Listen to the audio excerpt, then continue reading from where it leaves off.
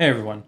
Today I wanted to create a short response video to Inspired Walk's video, 10 Questions an Atheist Cannot Answer. Do you really believe that science is the only answer to all of life's questions? No, I don't think that science has all of the answers. Maybe it will someday, but as it stands right now, no, it can't answer questions of morality or what I should do with my time.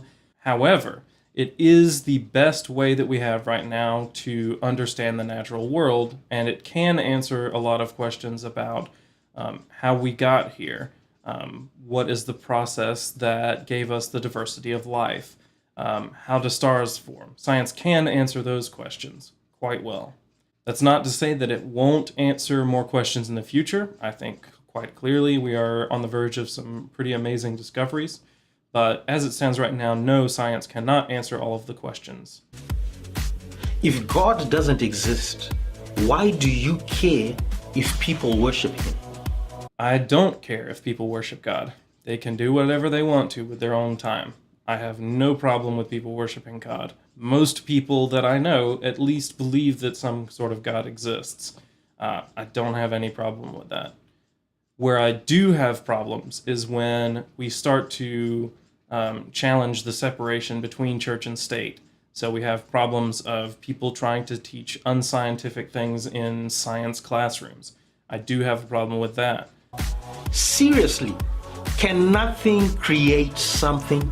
Okay, I am not a physicist. This is a question I think about the Big Bang, and I don't have all the answers to that kind of a question. If you want an answer to that, ask a physicist. Not every atheist is a physicist. But, to take my own stab at it, my understanding is that all of the matter in the universe came from a singularity, where everything was compressed into one everything, and quantum fluctuations shifted and allowed everything to expand, and that's the Big Bang. If you want to know more about this, I would advise that you look at Lawrence Krauss's book, Something from Nothing. If you've never been to the ends of the earth, if you've never been to every planet, if you've never been to every part of the universe, how do you know that God doesn't exist? I don't know that God doesn't exist. I don't make that assertion that I am positive that he doesn't exist. And I don't know anyone that does. This question of if you haven't visited every place in the universe, how do you know that God doesn't exist out there somewhere, seems a little ridiculous, because the God that you claim to support is a God that deals with humans here on Earth, on this planet. I don't see any evidence of a God that does that, so I don't believe that one exists. It's that simple. What is the origin of life? Abiogenesis. It's a question that science hasn't really come to a conclusive answer on yet, because we don't know the original conditions that life arose. What we have been able to do is to create amino acids in our best guess of what that kind of primordial soup was, spontaneously, under laboratory conditions. And, amino acids, these are the building blocks of proteins and therefore of every living organism that we have on this earth. It's thought that DNA arose in this primordial soup as well, and it was able to arrange these amino acids to form the proteins, the building blocks of life. If humans are animals, then where does our sense of justice, where does our sense of morality, where does our sense of what's right and what's wrong come from? We evolved it. You can see elements of morality in the animal kingdom right now. You can look at empathetic reactions of mammals, or you can look at herd mentalities, tribe mentalities, taking care of the sick ones, the elderly, mothers that aren't able to hunt. All of these kinds of things are present in the animal kingdom, and our large brains in relation to the rest of our bodies give us a greater capacity to ask these moral questions. So it arose through evolution. That's pretty clear. If you were given irrefutable evidence that the God of the Bible is real, would you become a Christian? All right, so this one's an interesting one. If I was given irrefutable evidence that the God of the Bible was real, I would believe that the God of the Bible was real. But would I become a Christian? I don't think I would. And that is because, you get these two pretty different ideas of what God is like. The Old Testament is very cruel, very harsh, killing, men, women, children of opposing tribes, blood sacrifices as atonement for sins, all of these ideas. And then in the New Testament, he's presented as a much better God, but I still don't agree with the idea of sacrificing a perfect human or someone who had never committed a sin in order to appease a God who I've always been told is all-powerful and therefore could just forgive us if we asked for it. It doesn't make sense to me. An all-powerful God would just forgive. When someone wrongs me and they ask for my forgiveness and they are sufficiently, upset by this thing, that whatever it is that they've done, I will just forgive them and let it be a thing of the past. So, no. If I was given evidence that the God of the Bible was real, I would believe that the God of the Bible was real, but I wouldn't worship him, and I wouldn't be a Christian. Tell me something. If evolution is real, and if evolution is really happening, how come there are no transitional forms that we can observe? Take a high school biology class. Better yet, talk to a biologist. Evolution is real. It really happens. It's really happening right now. And we are all transitional forms. Every living organism is slightly different than its parents. I have DNA that is ever so slightly different than my parents' DNA. They have DNA that is ever so slightly different from their parents' DNA, going back until the beginning of life on Earth. So we are all transitioning. If you're looking for a crocoduck, or something that is in between two species that exist today, of course you're not going to find something in between those two species. You don't understand evolution. If you're looking for something that is in between two species that we have in the fossil record, that's a valid question. But I would ask that you just Google it. It's probably already been discovered.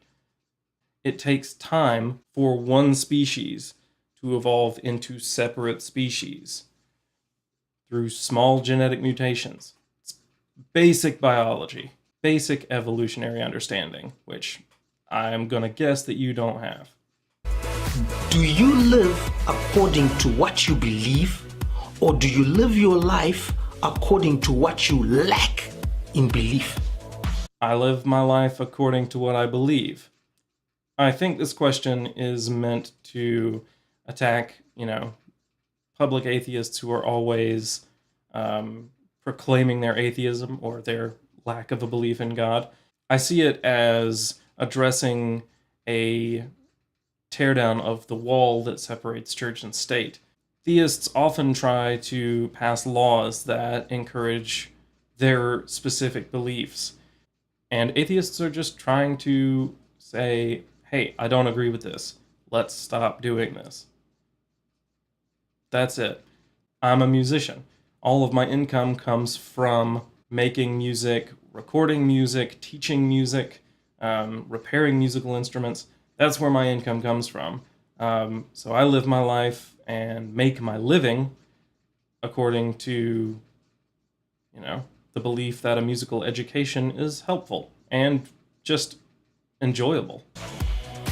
If God doesn't exist and the Christian dies, the Christian loses nothing. But if God does exist and you die as an atheist, do you not lose more? Will you not lose your soul? Pascal's wager. So if you aren't familiar with Pascal's wager, it is this idea that was presented by a mathematician, and he asks the question kind of like this guy does, saying that Christians that have lived their life believing that a God exists, if they're wrong and they die, nothing really happens. They just don't exist anymore. Whereas with atheists who, reject this idea of a God, live their lives as best they can and are wrong, then when they die, they will burn in hell for eternity. One of the main problems with this wager is that it's presented as a 50-50. Either you're a Christian and, you've hedged your bets that way so that you may go to heaven, and if you're wrong, you just die. And atheists live their lives, and when they die, they might burn in hell for eternity, or they could change their mind and maybe go to heaven. But there are almost 4,000 religions in the world. So instead of this being framed as a merely 50-50 chance, with one with the only real benefits and the other one quite clearly having no possible benefits at all, really should be framed as more of a 1 in 4,000, because all of these religions claim to be the only one and the only true way to get to paradise. So really it's just a 1 in 4,000 chance that you have. But another problem with this is that it doesn't address the fact that a Christian, believing that they are right for their lives, will do things like go to church or pay tithes or things like that an atheist doesn't have to do. So tithing, there's 10% of your money that you get to keep. Sunday mornings in church. I kind of like having my Sunday mornings open. It's nice to be able to sleep in on the weekends. But even more than that, Christians in the Deep South have a huge problem with the LGBT community, and it causes rifts in families. I'm unfortunately in a family that's caused problems with. So me being an atheist, I don't have these kind of commands from on high telling me that my sister is wrong in what she is, that this is a flaw in her DNA or something like that, or that she was created imperfectly. My sister is my sister, and this rift comes only from the religious, and I can't support that.